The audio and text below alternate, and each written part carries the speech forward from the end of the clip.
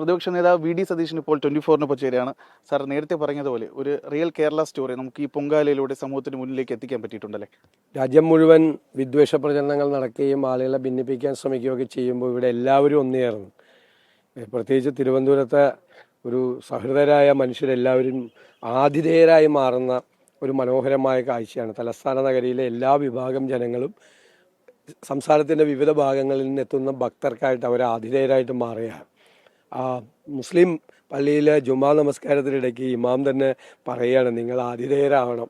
ഒരു ഹൈന്ദവ ആഘോഷമാണ്, ക്ഷേത്രവുമായി ബന്ധപ്പെട്ട ഒരു ആഘോഷത്തിന് നിങ്ങൾ ആതിഥേയരാവണം. മുസ്ലിം പള്ളിയുടെ പടികളിൽ ഇരുന്ന് പോലും ആളുകൾ പൊങ്കാല നിവേദ്യം കൊടുക്കുന്ന ഒരു മനോഹരമായ കാഴ്ചയാണ്. അതാണ് ഞാൻ പറഞ്ഞത്, this is A real story.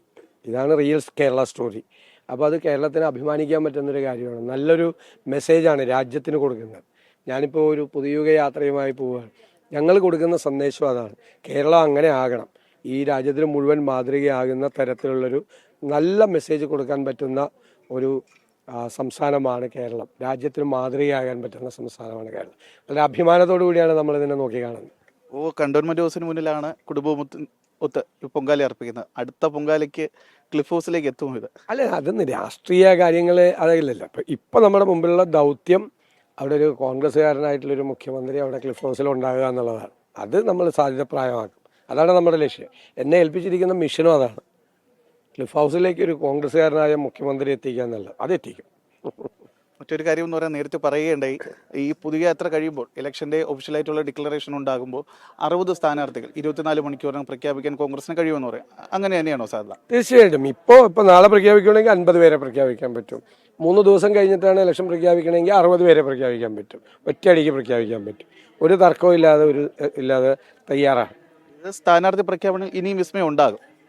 അല്ല, സ്വാഭാവികമായിട്ട് ഉണ്ടാവണമല്ലോ. അതുകൊണ്ടാണ് നമ്മൾ പല തെരഞ്ഞെടുപ്പ് 1-ാം തീയതി പ്രഖ്യാപിച്ചിരുന്നെങ്കിൽ ഞങ്ങൾ കഴിഞ്ഞ 22-ാം തീയതി സ്ഥാനാർത്ഥികളെ പ്രഖ്യാപിച്ചാണ് ആദ്യ റൗണ്ടിൽ.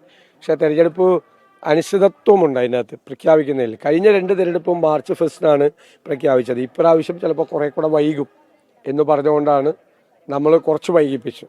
ഏത് സമയത്ത് റെഡിയാണ് കോൺഗ്രസ്. അതായത് പുതിയ യാത്ര അവസാനിക്കുമ്പോൾ ഒരു പുതിയ കേരളം നമുക്ക് നൽകാൻ സാധിക്കുമെന്ന് തന്നെയാണ് പ്രതിപക്ഷ നേതാവ് പറയുന്നത്. രഞ്ജിത്തിനൊപ്പം ജിബിൻ JB, 24 തിരുവനന്തപുരം.